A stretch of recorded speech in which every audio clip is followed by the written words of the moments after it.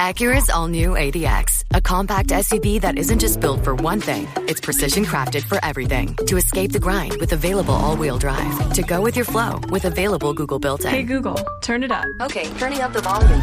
And crafted to be heard with an available Bang & Olufsen premium sound system. The all-new Acura ADX, crafted to match your energy. Acura, precision crafted performance. Take your vibes and go, go, go, go. Google is a trademark of Google LLC. Welcome to the Southern U Podcast, brought to you by Darden Archery on the Okayest Podcast Network, with your co-host Matt Brock,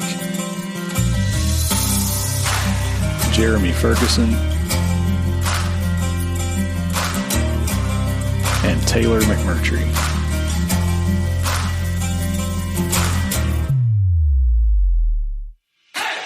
If you're looking for all things land-related in the Southeast, you came to the right place.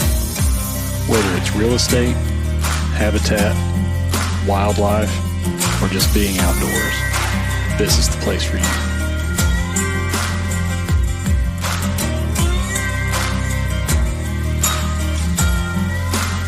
Welcome to the Southern U.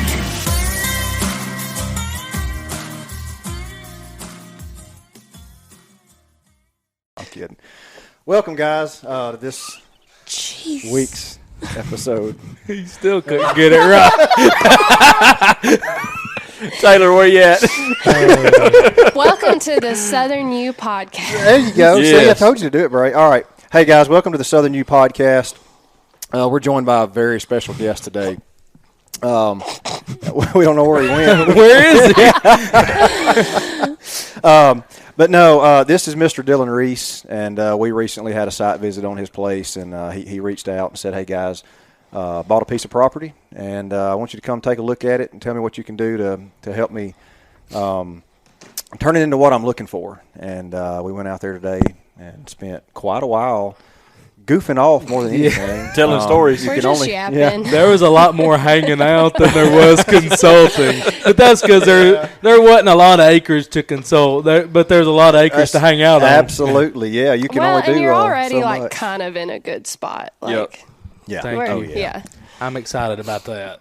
Yeah, we are too. Excited to work with you. But anyway, hope you guys have been listening. If you don't know anything about Southern U, we talk all things land, whether it be hunting, fishing, outdoor-related activities, real estate, agriculture, you name it. But today, we're just going to have a roundabout, I guess. Yeah, talk about management for small properties or micro properties. All right. Apparently, Taylor is not on the screen. Yeah, stick your head out there and wave at everybody. He's in the background with no mic. There he is. I'm Taylor today. There you go. Well, hey, you got big shoes to fill. Yeah. So, yeah, we're just going to talk about managing smaller properties. And what we mean by smaller properties is, for a lot of areas in the country, 60 acres is a lot of land to own. But from the perspective of a wild critter, being a turkey or a whitetail deer, it's not a lot of acreage. So, we're going to talk about a few things that you can do on smaller acreages to enhance the place, to increase opportunity for usage by certain species, and, just I don't know exactly what that's going to look like quite yet. It'll evolve as we go. And some pitfalls to avoid. Oh, absolutely, and there's several. But, as we were meeting with Dylan, one of the first things I told him was I would like to know and see, at least look at some aerial photography and see what's around you, because it's going to help me make decisions on your property if I know what's lacking around. If there's bedding cover lacking around you, we want to increase bedding cover on your property. If there's food lacking around you, increase the food availability. A lot of the place has the same age, timber, and composition all around you, so we're going to do a few things there that are going to increase your opportunities for getting deer to bed on your property, getting turkeys to utilize that property for nesting, brood rearing, and hopefully shooting the old tom. Oh, absolutely. Mm-hmm. I mean, I bought the property, and I was like, I bought it a couple weeks before turkey season started, so I'm like, you're kind of by, and even though I know that with the correct management, I can get turkeys there one day, but I bought it in hopes that we'll have turkeys this year. Mm-hmm. And I'm seeing a little bit of stuff that's like, very encouraging about that. So, whether I get a turkey on it this year or if it takes a year or two to get them there, I'm just excited about one day being able to harvest my bird on my property after I put in the work. Yeah, and we've discussed that over and over on this podcast about how rewarding it is as a landowner to take something off of your place where you have been managing, you've had your hand in it. You get to see the difference that you make and to reap that reward. And I've stated on here multiple times, I think, I'm more excited to kill a 130-inch deer on my place in Alabama than a 190-inch deer in Kansas. We had a comment from a listener that's like, yeah, but nobody cares about your 130. 200-inch deer draw a lot of attention. Well, we care. I'm not doing it for you. I'm sorry, but I'm not. That's right. I don't harvest deer to post up so everybody can say, ooh, look what Matt Brock killed. It's for me. But also, like around here, a 130-inch deer gets posted on processors' pages. Oh, that's a good deer. A really good 130-inch deer is a fine deer. Absolutely. That's a good deer, and that's something to be proud of. Absolutely it is. And that's something, I'm still chasing. Of course, I would love to kill a booner, but I would love to kill just a good 130 inches. That's something I'm still chasing. So, well, and I think that's something that's so important to all of us also as land managers and land agents and stuff like that, is just getting you to where you can have that moment. So it can all come full circle and you can say, all right, we did a good job. Absolutely. And I'm proud of the work that we've done. Absolutely. And I think that's why I'm so just looking forward to just having my own piece.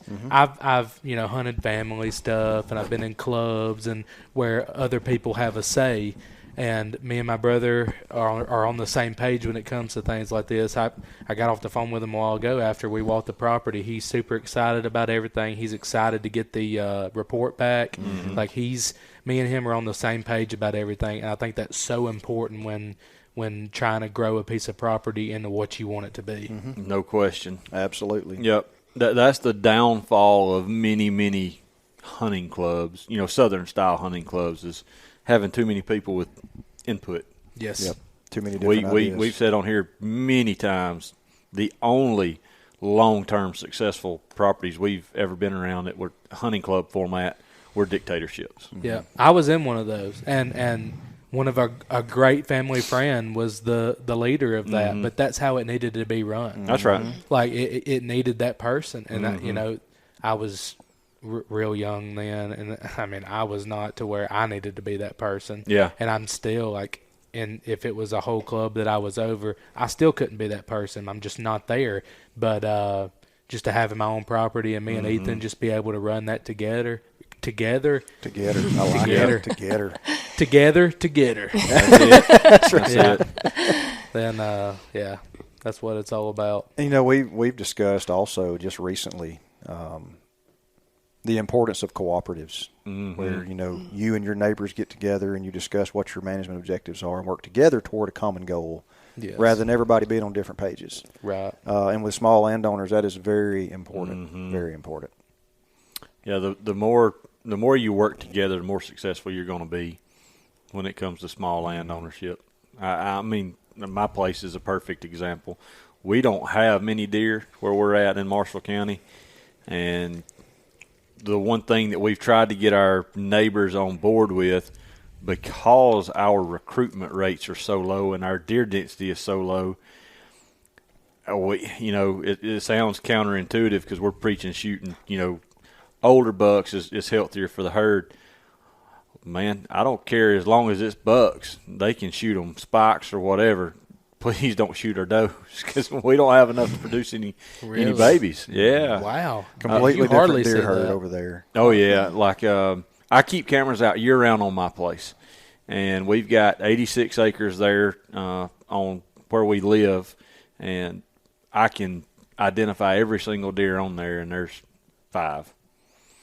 Really? Mm-hmm. Is that not depressing? And this is like a year-to-year thing. Like that's the most he's ever had. That's the most I've ever had, is be able to identify 5 individuals.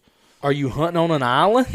Might as well be. You're on one of them islands at Gunnersville. That's it. Oh, you know what's funny? much. If you went to one of the islands in the lake, there'd be more deer. Mm-hmm. Absolutely, there'd be more deer on a 2-acre island. Do you have turkeys? Nope. I found the property for? Why do you have it? Yeah, cattle. Oh yeah. So we cattle farm too. But yeah, it's just our part of the world. Yeah. I mean, it just is. You can go, 20, 30 minutes and you can get into some good deer populations. Turkey, you're going to have to drive an hour in every direction. Really? There is one pocket in Marshall County that's got a good turkey population. Aside from And that, I'm just not going to say where. you're Yeah, gonna absolutely. have Gotta to, keep that one to yourself. Locals know, but Yeah. other folks don't. So. aside from that, you're gonna have to go to Jackson, Madison. Wow. I guess I didn't know that. Now you can go in your backyard and catch an 8-pound bass Yes. pretty Yep. easily. Yeah, I can see Gunnersville Lake, so I can go down there and catch some bass. but Yeah. Deer and turkey, it is not. All the deer at the state park eating gummy bears. Yeah. Right. That's And cheese balls. Which is crazy Yeah. because where I grew up, where Dad still lives, it's I think 4.7 miles to the Gunnersville State Park as the crow flies. I don't know that I've never seen a deer there. The first sign of any deer that we've ever seen was this past year. My dad run over a shed putting out fertilizer. Stud too. Hush. A stud. Hush. Don't say that out loud on here. it was a spike. It was a spike. Several spikes put together. Have you ever seen a buttonhead shed? Oh yeah. Did you see that the We've other got day? some. I've found a couple. Well, Really? We shot a deer. Yes. I don't know who shot the deer, but we were throwing it up in the truck when we worked for Game and Fish doing reproductive surveys. And a buttonhead, they get shot occasionally. And it got shot, and when we threw it up in the truck, the buttons fell off on the tailgate. Yep. That's hilarious. Yeah. Yeah. They look like pebbles. They do. Like shed hunters are not going to find them. No. I saw where Jeff Lindsay from the Lindsay Way. Yeah. He put it on. He put it on Facebook. The Oh, other day, there but it is. Yeah. Yep. Look at that. That's awesome. They found that while out shed hunting. Oh my gosh. That's pretty cool. That's awesome. Yeah, other than the ones that we popped off in the back of the truck, I think I have found one Yeah, in the that's Edgeville what food I've plot never before. found. Yeah. and it was literally just stumbling upon, standing somewhere just kicking rocks, and I was like, "Is that bone? That is very tiny bone, but that is bone." I've never found one out in the field other than that one that popped off, but now I find a lot of spikes. How many did we have the other day? Me and Kobe found. I think Y'all found quite a few. 3 or 4 spikes. Yeah. A lot of spikes still have them on their head right now. I've been still Yeah. getting them on camera. Yeah, I've noticed that when season ended, about 5 to 10% of the deer had shed. Now it's closer to about 50. And it's Here we looking are. like the older ones are dropping. Yeah, Just finally. from what I've seen, Yeah. the younger bucks are still holding on A to little their bit, antlers. a little bit older one. I had. He dropped one on between March 1st and March 2nd, but I quit running cameras for deer then too, and started focusing on They turkeys. seem to be just steadily falling off. We were out there on the client's place where we found all those sheds the other day. I think we found 5 or 6 in one afternoon. And Kobe went back. My nephew went back the next day to start working on some of those fields, and found another one in the field that we just picked others up in. Wow. So they're just constantly dropping right now. Yeah, I'm not really getting any rack bucks on camera right now, even passing through, so they're probably all shedded over there at the house. Yeah. Well, Dylan, I want to ask you a question. So, what process did you follow when you decided to start looking for a property? Like, what did you just like? Hey, Shelby, I think I want to buy my own place. So, me and Shelby, we've always wanted our own place, to build a house on one day. Raise the kids.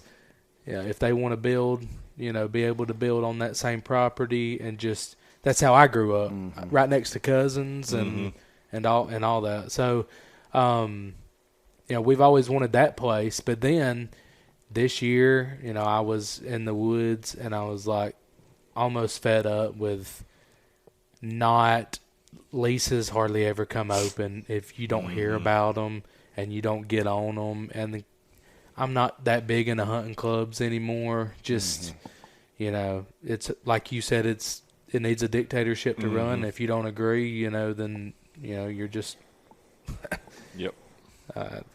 lack of better word, screwed. So, so, you know, we sat down towards the end of deer season. I was like, Shelby, I will have somewhere to hunt next year other than my family land. I grew up on 40 acres, and about 20-something of that is not lived on, and that is thicket. So that's the kind of hunting I've Not had to very do. huntable land. No, Yeah. not fun hunting. I mean, you're just hunting the edge of thicket. Yeah. So, which we've killed good deer on. Yeah, absolutely. But that's just not what I wanted for my hunting season to be, was sitting in the same stand. Over and over. Only when the wind is right can I go hunting. You know what I mean? And I wanted just to be able to switch it up and have options. So, about as soon as I said that, a buddy of mine said, hey, so-and-so's over there said they're thinking about selling their place. And, you know, they said, I thought about buying it. I'm not going to buy it. Said, you should go look at it. So I went over there, almost want it to look good, but at the same time, almost not. Like, Right. you know, I hate spending money. We've been over this today. Yeah, we figured that out about old Dylan. It's not my favorite hobby. Yeah. And, you know, so I went over there and I was like, I went with my brother just to have someone to look at it with me. And I was like, you know, maybe it's not, you know, maybe it's too thick or something. Just talk myself out of it. Well, I get over there and I'm kind of liking what I'm seeing. Well, I get down the logging roads and I'm, you know, stepping on scrapes and seeing rubs, and I'm like itching. I went at the wrong time. If you didn't want to buy property, you didn't want to be on the property because you could see everything. It's like God was like, here you go, boy. This is yours. This is yours. So like, I'm walking with my brother. My brother was not interested in going in with me on this property. He wasn't there to buy property. Right. Yeah. And he's looking at this thing. He's liking it too. And I was like, man, Ethan, you know, I guess if you go in with me, we could go ahead and get this. You know, I wasn't using him to buy it, but like it helps justify. Absolutely. Yeah. It does. You know, when you have someone you love and you grew up with and you know that are on the same page with you and you go in together and able to raise your kids together, like hunting on this property. So, you know, everything lined up perfectly. And it was the perfect amount of property for us to do that to start off with. And just it has the house place on it that we're able to remodel. Plus, that was a cool feature. Yeah. oh Yeah. yeah, and I wish I should have took y'all in there and been able to see how everything is now the before. But it's really interesting property. Like we, you know, and as content creators, like it's very pleasing to the eye when you see something like that. There's where so many options there. There's unlimited content. Yeah. And, you know, we're excited to be able to share, you know, just how, you know, just all the different characteristics this property has that are interesting. So, Be fun to show the process. Oh, absolutely. Oh yeah. So, you know, you can catch it on my channel. I'm a selfless plug. I have a brand new channel that just came out when you're watching this, and this, you know, a lot of people know me from Shelby and Dylan, but this is going to be more of a Dylan thing. This is going to be me. Yeah. It's my show. Flying solo. Yeah. But, I mean, I love this property because obviously you got it for the hunting aspect, but having the home place and the option for the dove field to introduce your kids to hunting, and then I'm not going to give too many specifics away just for privacy reasons, but there's so much out there like that. As a parent, I would be like, okay, I love having this to teach my kids about all of this and stuff. That's like was kind of the best selling point. Was to me and my brother. We both have children. We both have 2 each right now, and this is something that we want to do. Is keep our kids in the woods, teach them like we were taught, and that's just how we want it to happen. And I mean, y'all are going to get to see a bunch of today's consult on footage that we got on footage too. So, which I'm looking forward to. Yeah, it's always fun to work in Tennessee. it felt like it didn't today. Yeah, keep everybody on their toes. We're in Southeast Alabama today. Bunch of liars on here. Can't let too much out of the bag. No, you sure can't. Not today. I got one for you. All right, let's go, Taylor. So, in consulting, not just this property where we're at today, but many, many other places similar to it in the Southeast that are smaller, what's the first thing you do as a consultant when you show up to a property? Like, what's the step number one is what?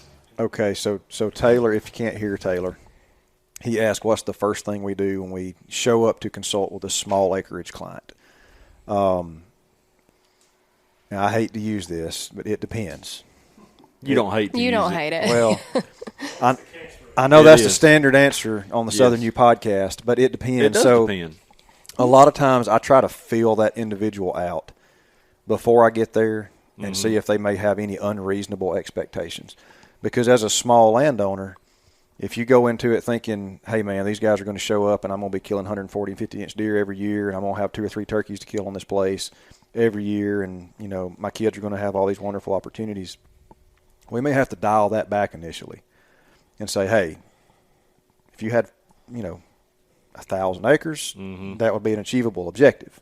But since you've got 60, 100, or whatever the case may be, let's look at what you got and try to figure out what your neighbors are doing, and then we'll see what's actually going to be achievable in this situation. So, that's why I think it's important to look at neighboring properties and see, what kind of habitat surrounds you, and good communication too. I know, you haven't had an opportunity to meet very many of your neighbors over there.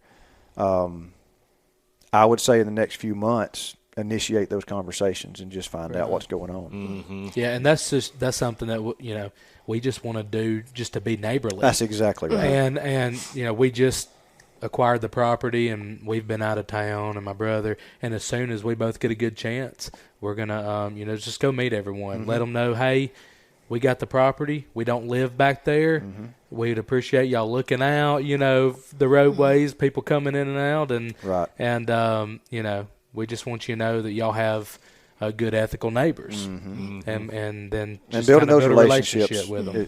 It's important. I see Very it. important. Y'all got anything to add to that? Well, Go ahead. Not too fast. Okay.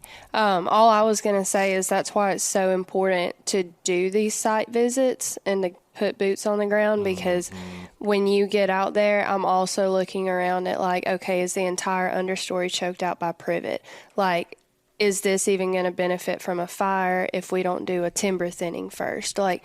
So you get the landowner's objectives and then you kind of assess everything you're working with, because you can't just come into every single property and say, burn it. I know you want to. Oh, he does. That's the first thing he said today, wasn't it? It is. He's like, oh, you could burn this right now. Yeah. And we I think I could. saw him getting his lighter trying to get his flint to work. Yeah. We've done a lake or a pond building site visit, and he wants to burn those too. No, that's not. That's It's a lie. just- That's a lie. It's a lie, people. Come on. Burn it. Hey, Burn it is the answer to a lot of the world's problems. Was it an It answer is. to my problem today? Absolutely. Yeah. It was? Yeah. Your place is Yes. ready for fire. It's Yeah. ready. It's Yeah. ripe for the picking. It is. There's just a lot of Yes. places that they don't realize, we could run a fire through it, but until you do a timber thinning, until you get some sunlight on the canopy, all it's going to do Sunlight is on the canopy. Through the canopy. Sorry, Bray. Hey, you want me to just whop him with the cord? use it. She's had a hard time with words today. That's why they put me right here, by have. the way, was to split these It's two a up. buffer. Yeah. But until you get sunlight on the ground through the canopy, any fire that you do is just going to be one of those feel-good burns where you're just cleaning up leaf litter on the ground and you're not actually – and that's what I've tried to warn people before, that I have just come in straight to burn, that I, didn't really participate in consults. It's kind of like, okay, I know you're doing your reading and you're listening to your podcast, and I don't want you to be surprised if you don't get this lush understory after this fire, because it's just not going to happen until you're willing to do these other things first. Right. You're not going to get the full benefit for wildlife until you have sunlight reaching the forest floor. And, hey, fuel reduction burns are beneficial. Yeah. And that's what those are considered. You're just reducing the amount of fuel in the at the floor ground, dadgummit. That was contagious. the quickest karma. And good Lord. For me, of course, I try to find out the same things Matt does ahead of time, through looking at either aerial photos, talking to the landowner, looking at fresh maps, pictures, whatever. But a lot of times what I have found going into, this isn't even just small properties, it's all of them, is a lot of time you really kind of have to do damage control with some of these newer landowners, because in this age of information, they can get answers to any question they have. They may be right, they may be wrong. And a lot of folks have implemented incorrect practices practices at the incorrect time, and they've set themselves back. Right. So I really try to get a handle on what's been going on in the past with the property and what the game plan is moving forward, and seeing if we need to adjust some of those activities. Because I've gone into a piece of property in the past and, had him as a client for a couple of years, but the guy had logging crew come in, ahead of having any kind of consult done, and they removed so much. There really wasn't much to do. There wasn't much management you could do other than, rotate fire through there. Because it was a mountain hardwood stand. They cut it. You don't replant those. They come back naturally, just natural regen. And his hands were tied. Yeah. After a couple of years of our help doing infrastructure install and doing some burning. About lost that Dr. Pepper. Yeah. Doing some burning. We couldn't really help him with a whole lot more of groundwork. Now, trying to help him make harvest type decisions, plenty of room to help there. But unfortunately, these days we do a lot of damage control. And with your site in particular, I was quite impressed with the species composition that has naturally regenerated there. A lot, especially since it was a historical surface mining operation. Yeah, well, I was impressed, as well, because I don't know trees like y'all do. You're sitting here saying that's that, and I see pine oak. And, you're seeing white oak, red oak, what this kind of pine, that kind of pine.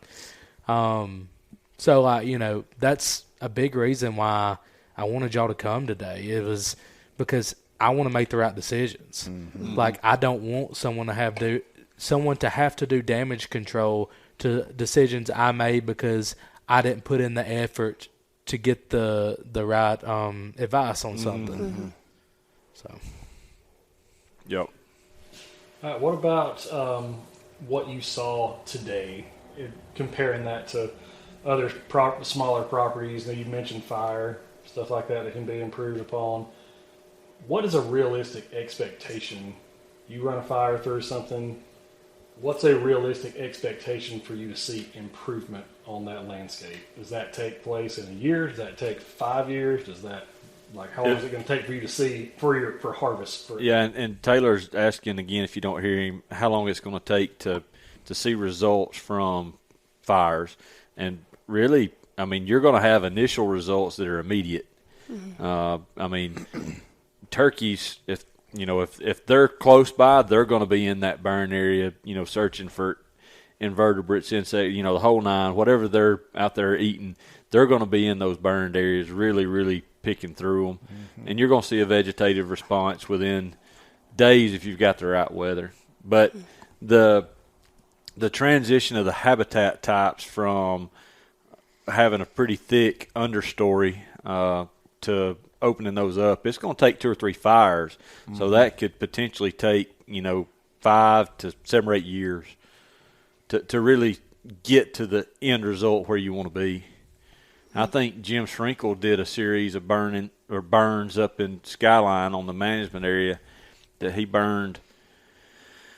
Was it he burned it once every 3, didn't he? Do you remember, Bray?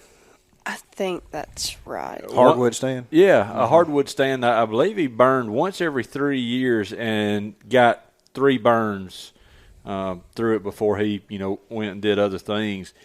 And you can still go up there today, and this is 20 years, at least 15 years later, sans Jim even being up there, you can tell a distinct difference in those stands still today. Right. Yep. And it's been, I know it's been 10 to 15 years. Mm-hmm. So, we sit here and we burn for a couple years straight. Is there ever a moment that, like, you cease fire? Like, you cease putting fire to it? Or is this like... Yeah. Is there ever a moment that you cease putting fire to it? I think that the only thing I would change would be the timing of your rotation. Mm-hmm. So initially what I typically do, rather than removing fire from a landscape, I'll just change the timing. So if we start with dormant season fire, we may come in, say, on the 3rd rotation and do a growing season fire. So you're changing the plant response or the herbaceous community. Typically speaking, you get a little better control with your hardwood saplings and shrubby stuff if you burn sometime during the growing season, because they're actively growing. You knock them back during that active growth, you're going to get better control. You burn through a stand to try to get woody control in the dormant season, you're not really having that big of an impact. I prefer to start with dormant season fire and gradually shift into growing season fire over time. Yeah. Or at least add it to the rotation. Okay, so there is a rotation to it. Like, it's never like cease for 4 or 5 years and then start back later. I mean, I don't think with what you're working with. Right. No. But that was another reason we had discussed it out at the property on dividing it up into blocks. And then, well, not only is it easier to manage, but you're also providing just that much more diversity for the wildlife out there. And then you can, once you get a handle on it, you can stretch it out. And it's not the end of the world if you can't get to it this year. From wildlife standpoint, you're not going to have much of a problem starting, stopping, missing a year here or there. Right. From a timber standpoint, there is, purposes for not burning at certain times. If you've got a place that's on a burn rotation, predominantly talking about pine here, and you thin a place, you don't really want to burn it in the same year because you're stacking stressors on those trees. And we talked about the pine beetles today. Yeah. You stack stressors on those trees, and you're inviting problems with beetles, and you could have a serious mortality event. So I don't like stressing trees in more than one way in a single growing season and that or also year. applies to the droughts and Yeah, stuff like so that. It's not. You don't want stacked stressors. I got you. Yep. So when it comes to thinning, Good luck. Right now. well, I'm just saying, like, does my property... So Not now. Not now. So that was one thing that I was pretty impressed is you've got a pretty diverse stand composition as far as age is concerned. Yep. So when we start running fire through there on a regular interval, you're going to remove some of the unwanted or undesirable tree species in there. And the younger ones.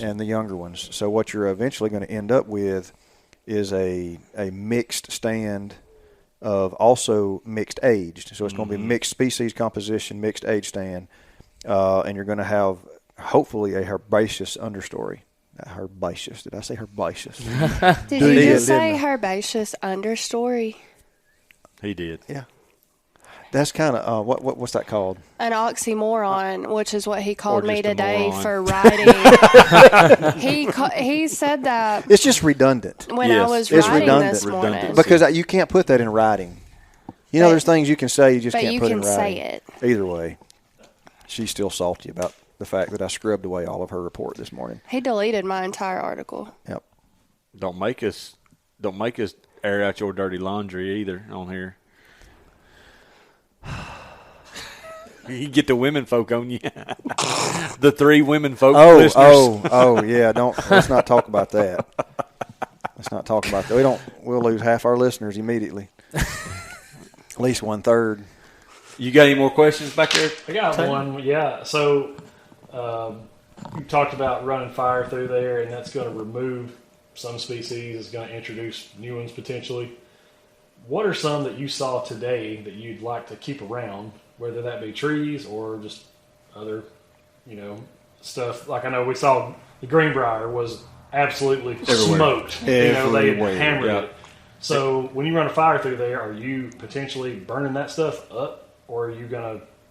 Is that going to promote more of it? Promoting more growth. So you're going to promote more of the vines, legumes, any vegetative structure along the forest floor, and you're going to be removing the stuff in the mid-story that is shading all that. And hopefully, like we saw, the browse pressure on the smilax. It was just unbelievable. So I've never seen that much. Really? And it was across the whole landscape. Yeah. It's like, usually you can find some places where, they haven't eaten this greenbrier, but not there. No, there was not a greenbrier leaf below 4.5 feet. Nope. I mean, those deer stand on their hind legs picking it off the vine, They're hungry. They are hungry. Don't tell my neighbors. I know, I'm going to have a good conversation with you, but don't worry about feeding them. I'll handle that. We'll get them situated. Yeah. But, to answer your question, as far as tree species goes, there were a lot of white oak.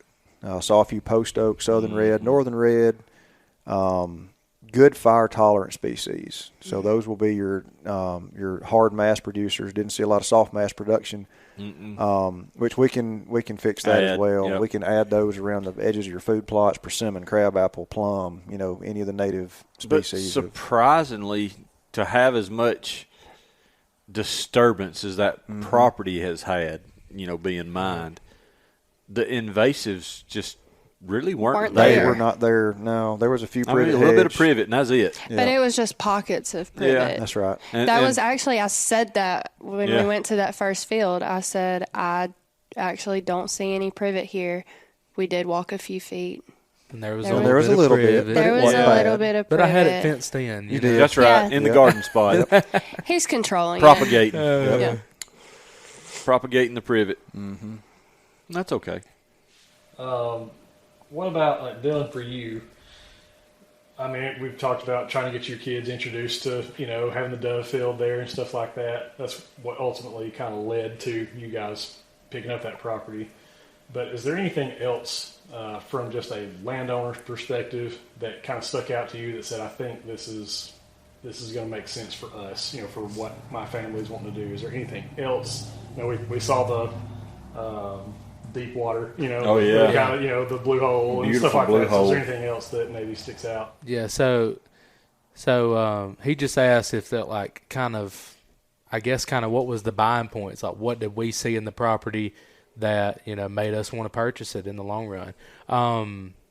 Well, I think one of the biggest things was the house place on it. Mm-hmm. Even though I was looking in that property as a hunting property, that just opened so many new doors to content creation, one, with my job. And it's like I said, it's unlimited. But I can incorporate my brother, family in it. So, he, if he has interest in doing content creation or, doing, making videos, whatever it may be, like, he can do that now with me. And I can, bring people along. So the house was one of the big ticket items, and of course, stepping on all the scrapes while I'm walking through it. Like, There's deer here. I was a born deer hunter. That's what I do. Like, that's, now I'm learning to be a turkey hunter, which I'm enjoying. Bless you. Yeah. No. Bless Shelby. Yeah, bless Shelby. Poor Shelby. Poor Shelby. Poor Shelby. No, but yeah. But yeah, I mean the property. It just, I mean, like y'all were seeing it for the first time today. It was like there was just one thing after the other that made it unique, and the uniqueness of it. I was really drawn to that. The blue hole that we went up on today, that we probably got footage. Y'all got footage of, so y'all be able to see that. I know it's weird, but the mine shaft that we call the bat cave. The crab leg mine that's shaft. cool. Yeah, Yeah. it's got crab legs in the bottom of that there's thing. unlimited crab legs that come with it. Yeah. Locally sourced. Yeah. Don't come after my crab legs. You'll get the white-nosed bat syndrome. That's right. Yeah. That's a thing, apparently. Yeah, I learned a lot today. But it has just cool features. And, yeah, I guess that answers the question. The big yard. I was a big fan of the yard for entertaining guests and having kids' birthday parties. We have a lot of social media friends that when they visit, all I have now is one room up here that's available. Now I have, whenever we get it remodeled, I'll have a whole nother cabin that we can host people at. So that was, very exciting. There's a lot of aspects about that property that would be good selling points for. Oh, I told you while we were Somebody standing that- there. yeah, I mean, an it's- easy place to sell. Absolutely.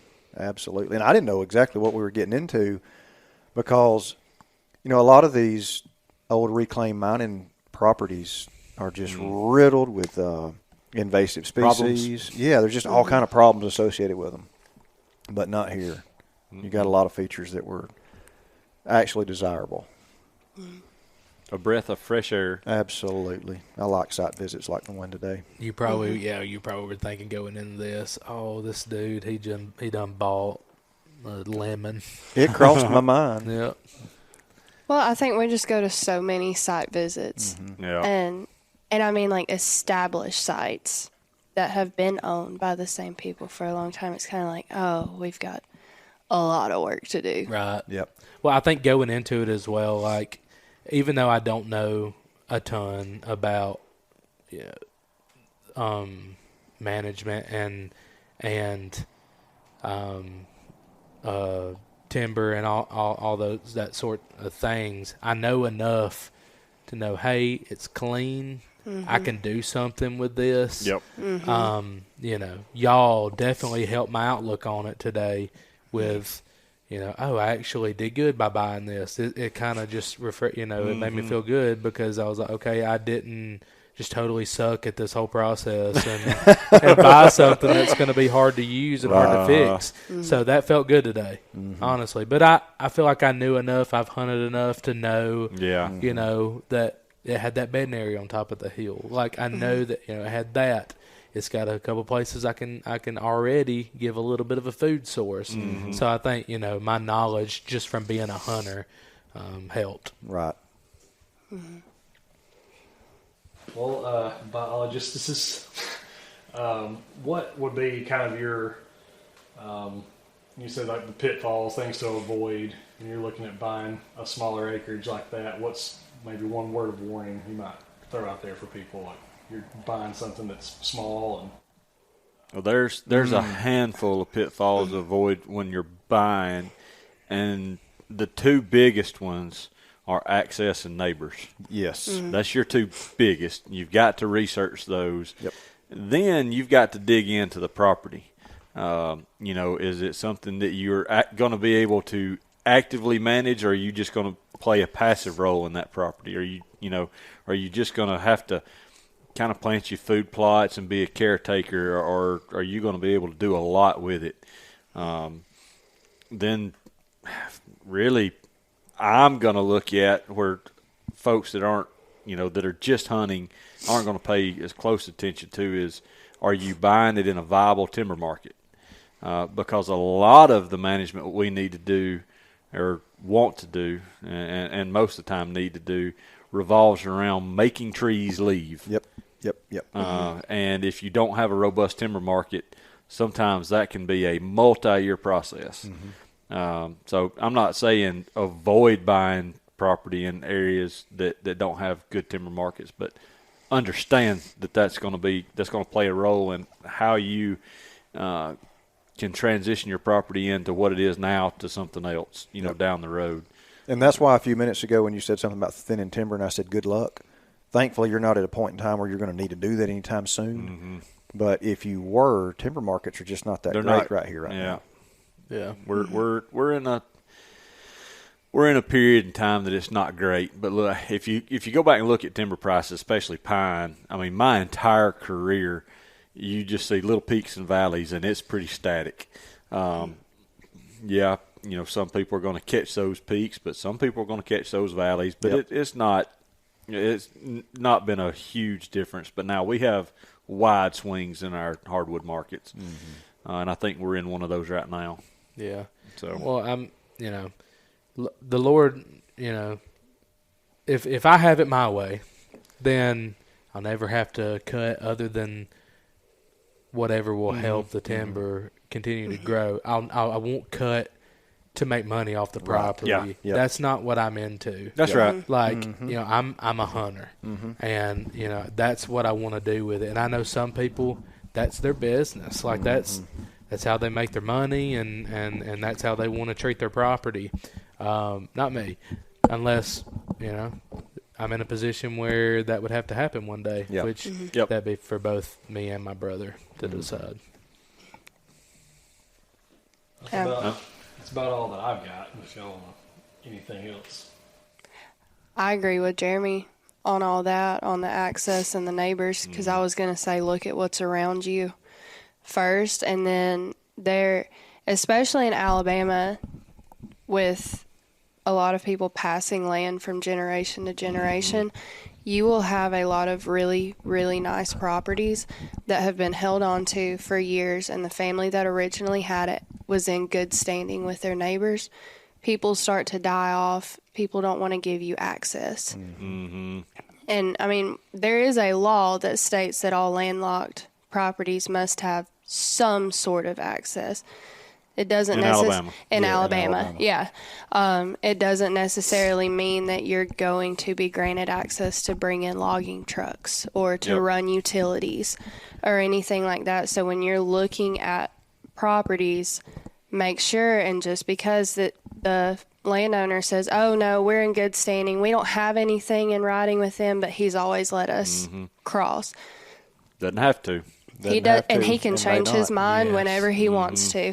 So that's just something really important, that just because it has been going this way, you cannot count on that. And you need all that in writing. And if they tell you, and what she just said was the key, is in writing. If they tell you you've got an easement, then make sure that's a recorded easement and what it grants you. Because some of them, they're going to be very limited in your scope of how you can They need use to be specific. So, I recommend always, if you're, buying a property, of course I'm a real estate agent, but use a real estate agent when you can, and vet those agents so that they understand what product you're buying. Somebody that specializes in residential that's your buddy and says, hey, I'll cut you a deal if you'll use me when you go buy a tract of land. They may not know the ins and outs of land.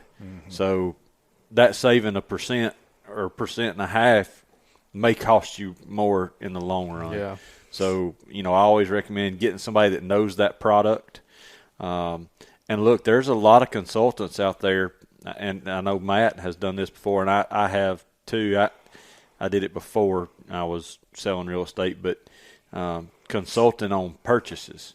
So you've got customers that they call you up and say, hey, man, I'm interested in buying a tract, but I want you to look at it first. Folks that are buying likely their last purchase or their only purchase, I really recommend them getting somebody on the ground before you pull the trigger. Get you a robust due diligence period, 10, 15 days, 20 days, whatever it's going to take somebody to get out there and get a professional to go out there with you and look at it.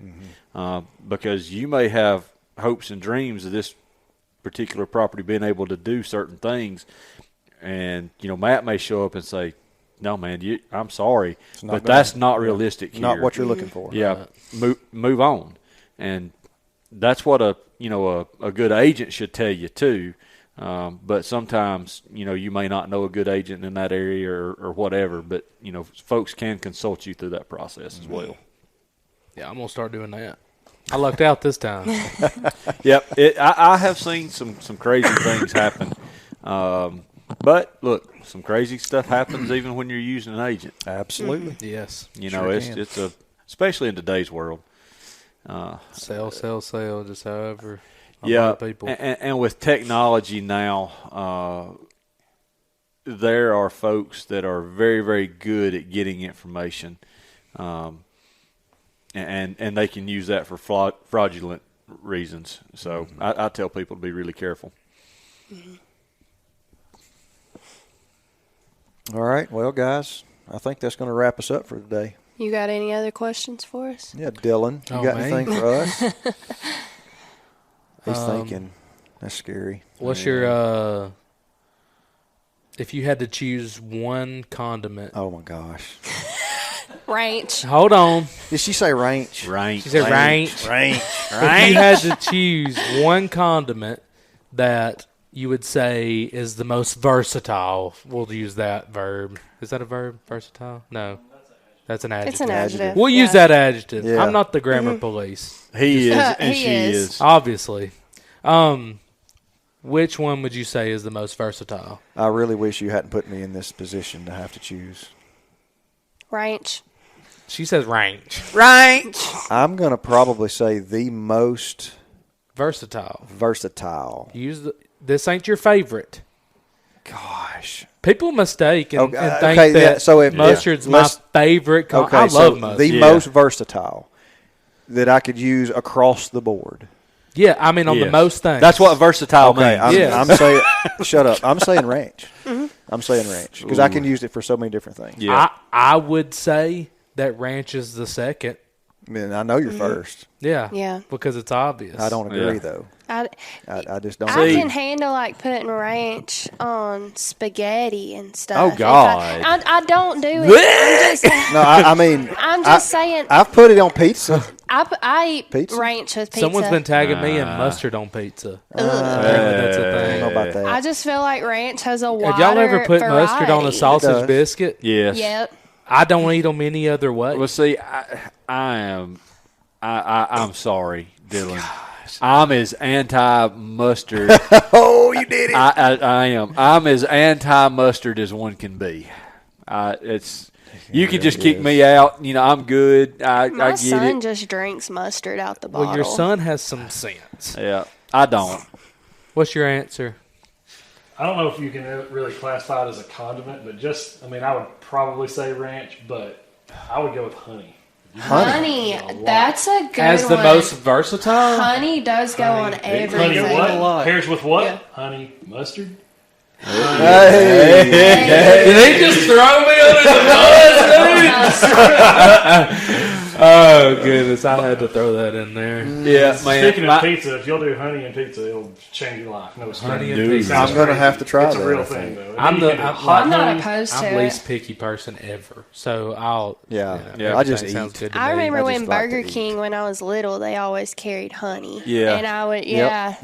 and Yep. chicken fries. Yeah. Chicken yeah. fries and honey. I don't use it this way, but I see a lot of people use barbecue sauce. Yeah, barbecue As- sauce is a versatile That's- It's that's a condiment. good just one. use it on everything. Absolutely. The I- reason I'm why not that ranch way either. wins is because if you had to put it on a salad, I'm not putting mustard on a salad. Salad, That's true. potato chips, pizza. I mean, you can dip your fries in it. Chicken. I mean, you name it. You dip your fries in mustard. Mustard on my No, fries. I don't do that. Look, Love a good the loud fact That's is, my husband you dips can dip his fries anything in straight mustard. in anything if you want to. I know it, but I'm At not. least once. I'm not. At least try it. I'm not dipping a fry in Look, mustard. I'm sorry, but I got a mustard hill that I will be dying on, Yeah. and I've built that hill myself. Yeah. Okay. So what's your favorite thing to put mustard on? My Bar favorite, none. Just favorite. God, to put mustard on. I mean, I don't eat a sandwich, a regular like ham, turkey, whatever sandwich without mustard. Like Okay. it's gonna be on it. Sausage, any biscuit really. but especially sausage or just sausage in general, like Kaneka or something. Dip it in mustard. See, I was curious if you would go that route. I see a lot of people dip Kaneka sausage in mustard. Yes. Some of my buddies.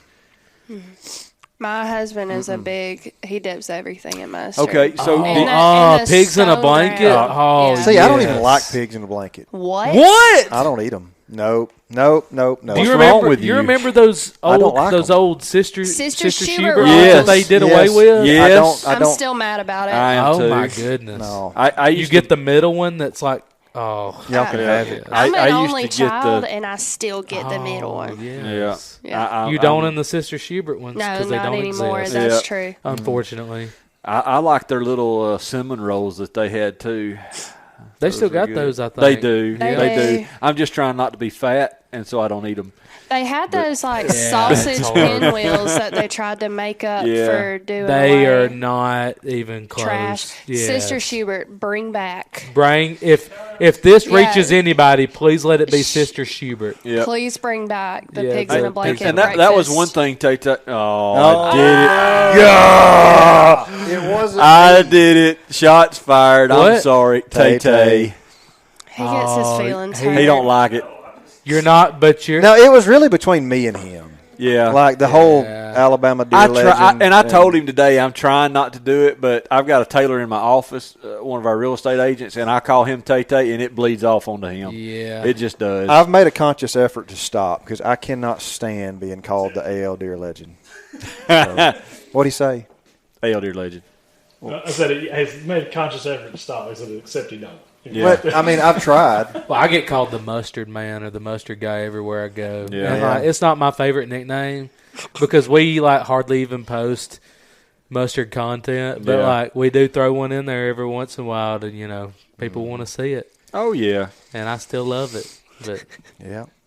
Do you marinate stuff, like rub it on stuff? and Now, let I it do slide? marinate stuff in mustard. mustard, I hear is like the best. It's a good binder. Binder. Yeah. Yeah. And I don't really do. So, like, I batter I've never fish. smoked anything. Okay. I batter So- fish in mustard and milk, or mustard and I buttermilk. love fish. I see. I noticed.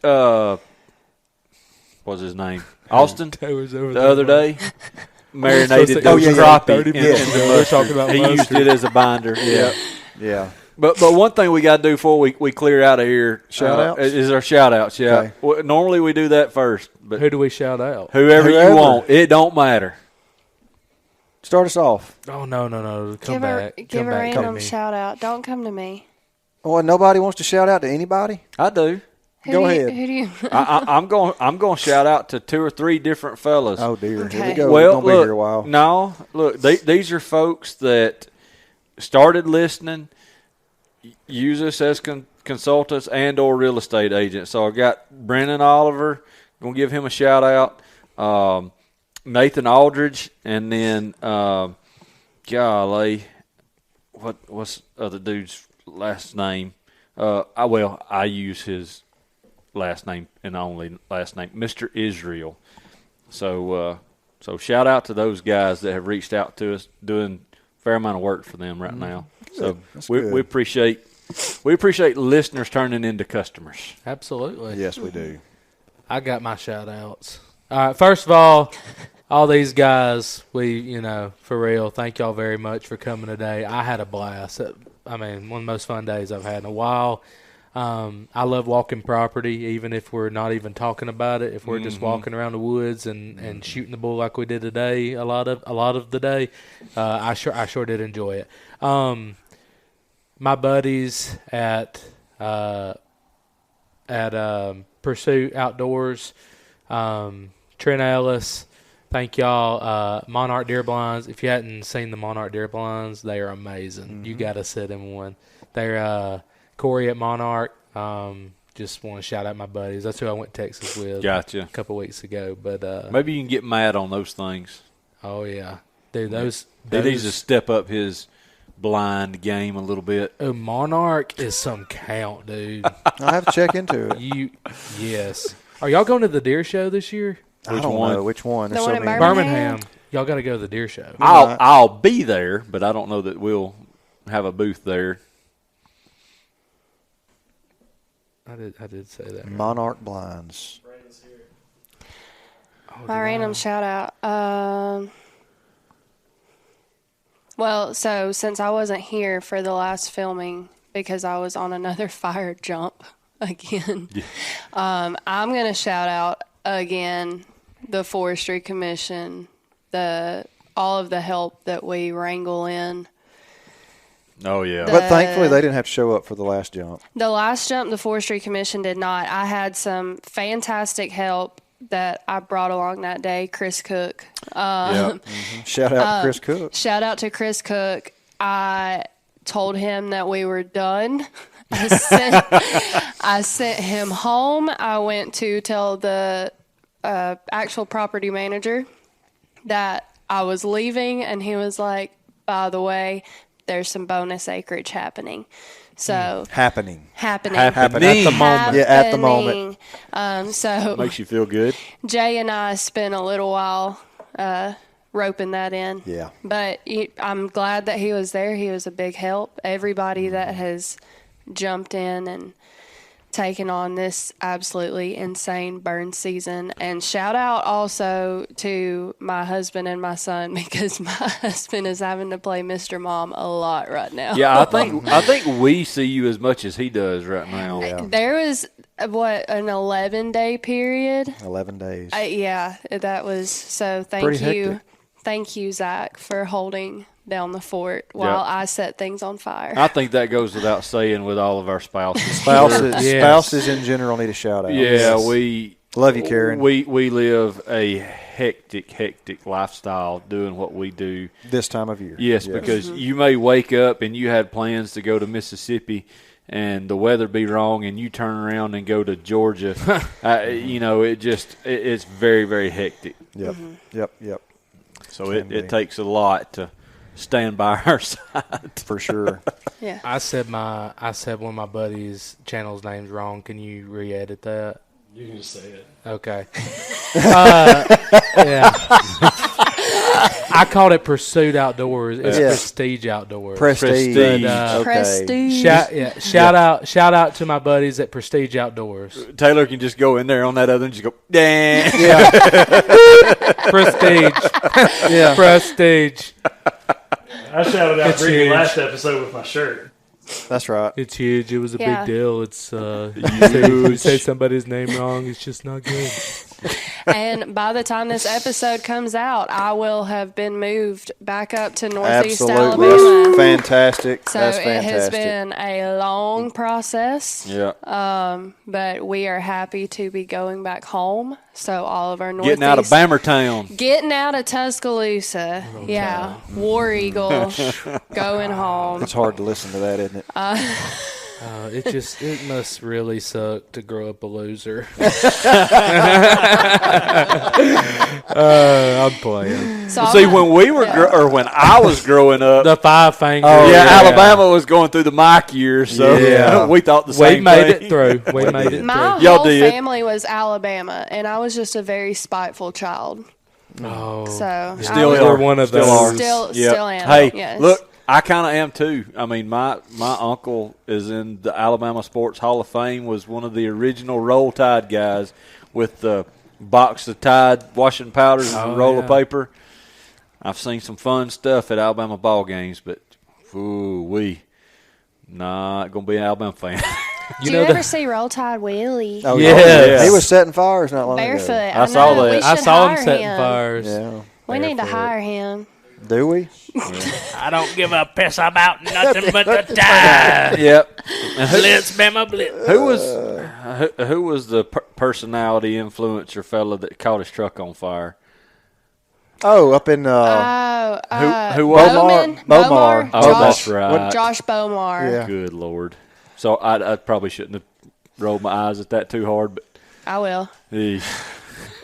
Why are we talking about that? Oh, I mean, it just popped in my head because we were talking about that. I was like, yeah, that dude burned his truck down. He did. I've seen the video. Yeah. All right, I'd like to give a shout out, and then we're going to wrap this up. I want to shout out to Taylor. This one right here. Oh, this one. Yeah. Hey, Whoa. Taylor got a shout out. Yeah. Taylor. Yeah. What does it feel like to be on the other side now? Less Getting stress. some accolades. Yeah, there you go. I mean, look at all the stuff. You that take a paycheck, wouldn't you? I would. What's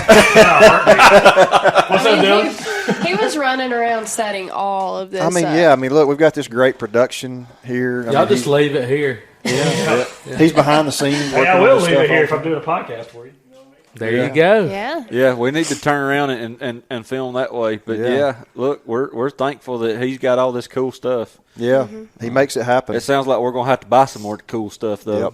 We're growing, y'all. Yeah, shout out to people who have been like, we've had an influx and growth here in the last few weeks. Yeah, like 5 more listeners. Yeah. Yes. I'm just kidding. It's been more like 500 Yeah, or more. it's gone up. So thank you guys. Yeah, but thank you. that's all because of Taylor getting our content out there. We do appreciate He it. works really hard. Yep. Yep. And if you, hey, let's just do the full shout out to Taylor and Broadside Marketing. Hey, There look, you go. dude does all of my real estate marketing and lots of other folks. So if you're looking for somebody to put together really good video and golly, I guess social stuff would. I don't understand it all, but Apparel. social stuff. Yeah. And apparel, He can do it. Yeah, reach out to Taylor. Yep. Yeah, Not Tay-Tay. yeah. At Go Broadside. That's right. GoBroadside.com. And That's thank it. you, Dylan, for having us. Yeah. No, thank y'all for having me. Yeah, going back to what you said a few minutes ago, I think that initially we all just kind of hit it off with some common ground and that camaraderie there. So we appreciate, having we the had fun. opportunity to meet with you as well. Man. We've enjoyed And it. Shelby. Yeah, well, Shelby, she's poor the Shelby. she's the looks of everything. So, yeah, I love this job because I get to meet people all the time and I get to make friendships. And there's been a few work relationships made out of it, but most of the time I'm able to make friendships. And I feel like today we were able to make some good friendships, and that's what I look for in any kind of relationship. Yep. Absolutely. All right, guys. Well, listen, we appreciate y'all listening. If you haven't already, like our stuff, share our stuff. I don't know the spiel that Taylor goes through every time he does this, but Like, share, and subscribe. yeah, like, share, and subscribe. Yes. Thank you. Check out Dylan's content. What What's are your we, new Dylan and channel? Shelby? What's going on? Give us all I of mean, it. there's so many. There's so many. Hopefully, we're on your For You page. But Yeah. if you can't find us there, we're at Shelbendale on TikTok, Shelby Reese on Instagram, Dylan K. Reese on Instagram, Dylan Reese on YouTube, Shelbendale on YouTube. You'll Find just them. look up my name. Find them. Yeah.